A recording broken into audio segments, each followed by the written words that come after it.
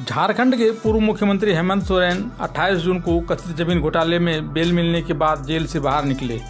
हेमंत सोरेन के जेल से बाहर निकलने के साथ ही झारखंड की राजनीति धीरे धीरे एक नई दिशा की ओर बढ़ने लगी। सत्ता परिवर्तन का प्लॉट तैयार होने लगा। 153 दिनों में ही चंपई सोरेन सरकार की सरकार वाली संचिका बंद कर दी गई। हेमंत सोरेन को बेल मिलने से जेएमएम खेमा काफी उत्साहित था। 30 जून को हूल दिवस के दिन हेमंत सोरेन और उनकी पत्नी कल्पना सोरेन भगनाडीह पहुंचे थे। मुख्यमंत्री चंपई सोरेन भी भगनाडीह पहुंचे थे, लेकिन तब तक हेमंत सोरेन के तृतीय अध्याय शुरू होने की चर्चा नहीं थी।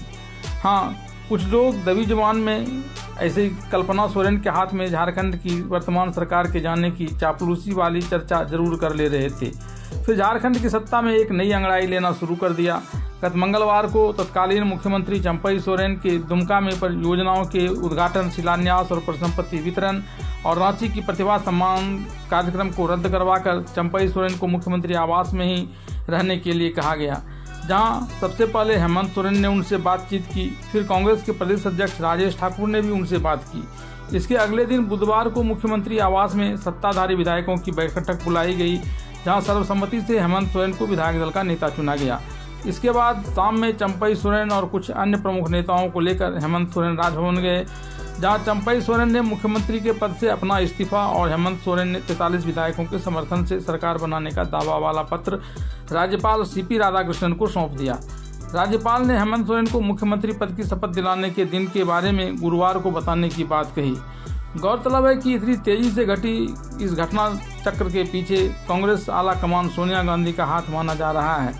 सोनिया गांधी ने हेमंत सोरेन से फोन पर बातचीत की थी। चर्चा है कि दूरभाष पर हुई इस बातचीत में सोनिया गांधी ने हेमंत सोरेन से फिर से झारखंड के प्रदेश का कमान संभालने की बात कही थी। कांग्रेस नेता का मानना था कि सरकार के कार्यकाल खत्म होने में बहुत कम समय है, ऐसे में हेमंत सोरेन को सरकार में आना चाहिए। इसके बाद जेएमएम ने भी इस दिशा में कदम बढ़ाया। हेमंत सोरेन मुख्यमंत्री चंपई सोरेन से मिलने पहुंचे और गठबंधन की बात उनके सामने रखी, जिसके बाद झारखंड की राजनीति के एक नए अध्याय की शुरुआत हो गई। हेमंत सोरेन के नेतृत्व वाले जेएमएम की भी यही योजना है कि विधानसभा चुनाव में 2 पावर सेंटर न बनने पाए। अपने समर्थकों के बीच सरकार और संगठन का नेतृत्वकर्ता एक ही हो।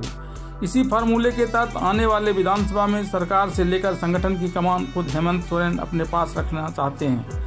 हेमंत सोरेन अब सरकार का मुखिया बनकर विधानसभा चुनाव अभियान में निकलेंगे। आगामी विधानसभा चुनाव में हेमंत सोरेन मुख्यमंत्री के साथ साथ चुनावी मोर्चे पर इंडिया गठबंधन का भी नेतृत्व करेंगे।